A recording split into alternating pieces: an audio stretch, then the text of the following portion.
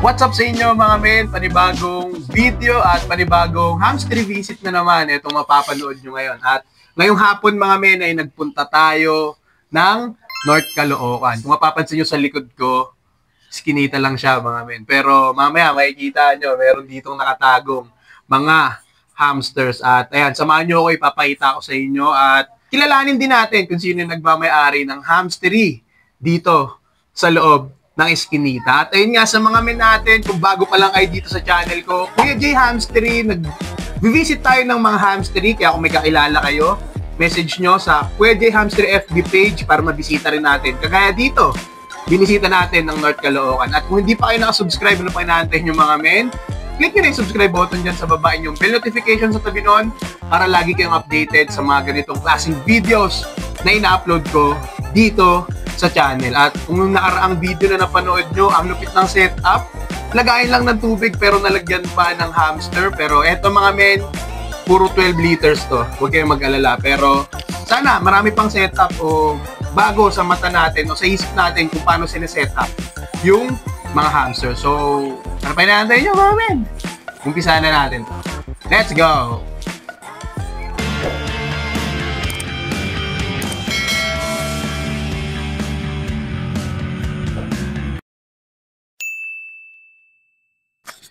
So yun mga men, tara umpisahan na natin to. Ito yung Eskinita na pinasok ko. Yan, dyan ako galing.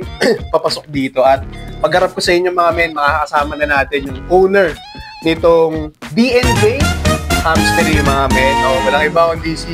Boss, Bunso. Kaya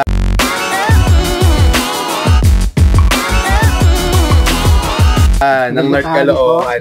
Siya yung may-ari ng DNJ Hamstery dito.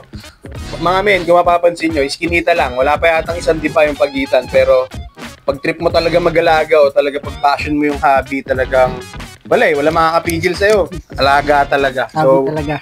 Game, Boss Bunso, umpisahan na natin to. Meron tayong mga Syrian at Teddy Bear Hamster. Eto. Yan, yung mga Syrian and Teddy Bear Hamster natin. Kailan nag-start yung pag-aalaga mo, Bossan? Sa hamster? Bago mag-pandemic. Bago mag-pandemic, mga 2019. Mm-hmm. So halos suminto ako, tapos bumalik din ako ulit. So magkasabay lang din pala tayo kasi ako 2018 kasi ako naman, alaga lang, pero na-establish talaga hamstery. 2019, so ganun lang din. Tapos bumalik. Opo, bumalik. Bakit na yun to? Busy ka.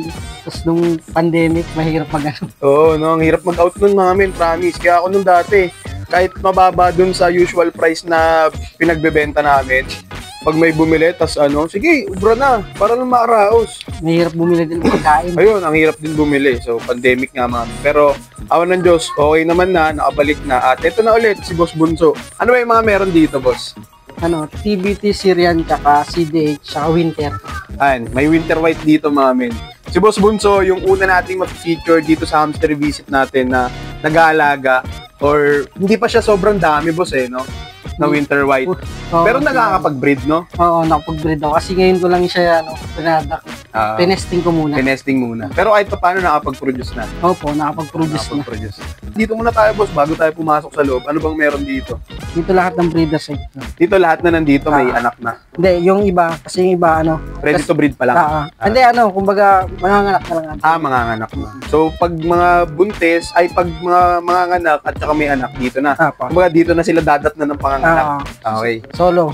Isang bean, isang hamster. Yon, ganun talaga yan mga men sa Syrian. Isang bean, isang hamster. Maglagay tayo ng tag para alam natin yung sa breeding mga men, napaka-importante ng proper tagging para malaman natin kung kailan posibleng manganak yung hamsters na ibinibreed natin.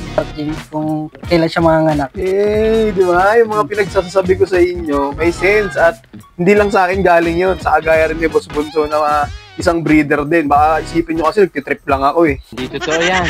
Bola lang yan. Pero hindi Tingnan nyo, meron siyang markings. Eto boss, kung kailan manganganak? Hindi, nanganak kung kailan siya nilagay sa bin na buntis. Tapos para magka-count na lang ako. So, ibig sabihin, kung kailan siya nilagay sa bin, so ang sunod kong tanong sa'yo, paano yung breeding setup mo? Nagko-colony ako para mas mabilis mag-product. 5 male, tapos 10 na female. So sa breeding setup ni Boss Bunso, mapapansin nyo na 5 lalaki at 10 babae yung pinagsasama niya sa 15 gallons na aquarium. So tingnan natin, try natin sa hamstery kung sakaling ubra. Kaya siya.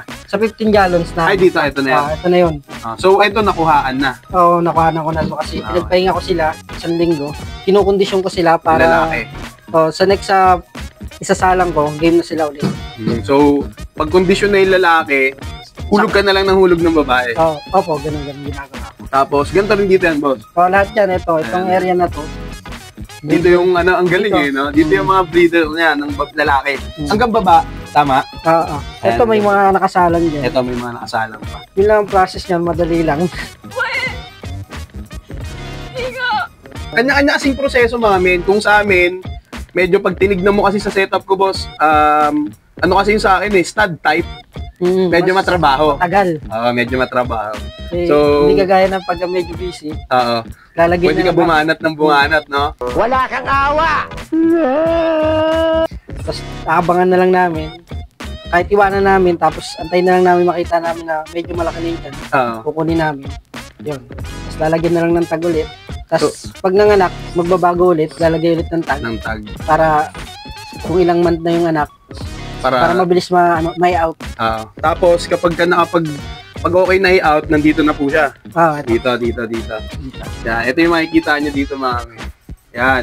So, dito na nakalagay yung mga 4 out ni Boss Bunso. So, after isa lang doon, sa mga nandun, kapag ka nabuntis yung female, dito. Then, kapag ka lumaki na, dito ilalagay. Tapos, yung iba mong nandun, boss, na nakita natin kanina. Ano yun? Mga breeder din. Mga breeder din. So, tara mga men, pasok tayo doon. Galing no, kanya-kanyang setup, kanya-kanyang sistema. Sa ilang mga pag-hamster visit ko, napagtanto ko na parang yung setup namin ni tatay sa pag-breed, talagang matrabaho.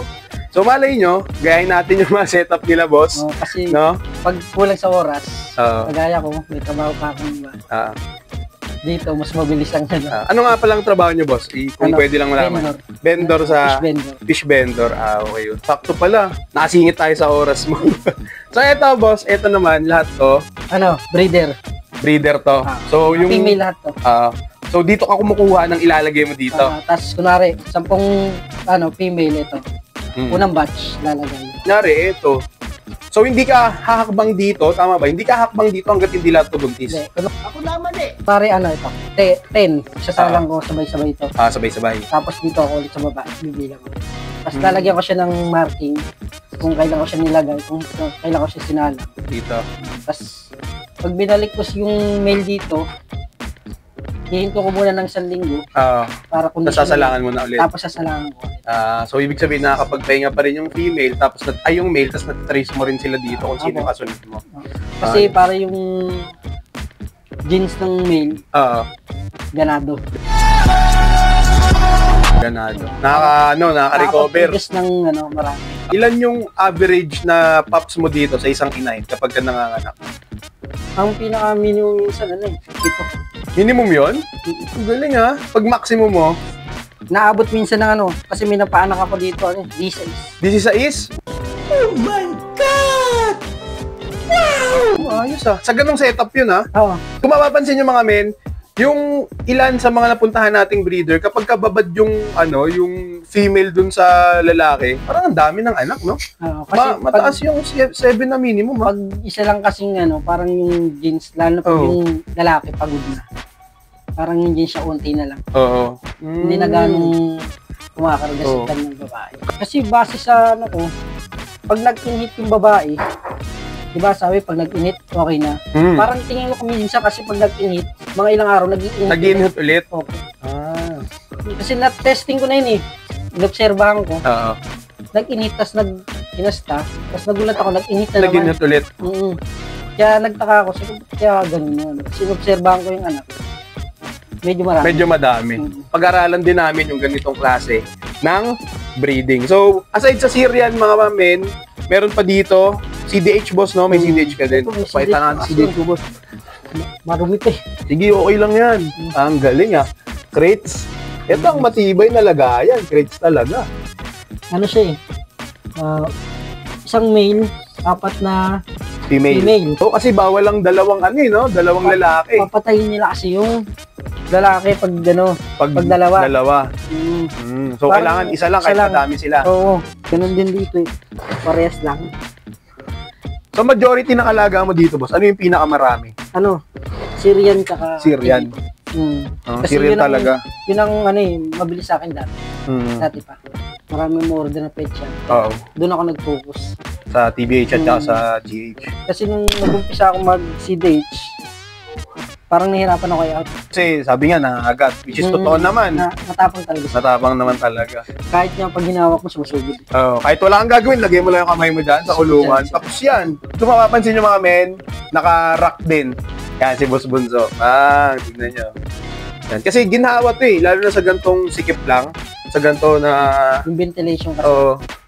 Kahit buti nga dito ang hangin, ayun mga men, mahangin dito. Presko kahit sabihin mo na yung espasyo, maliit lang. Pero malamig. And sa ganitong setup, kung ganito yung location mo, talagang applicable yung naka-rack ka. Kasi kita mo ilan to.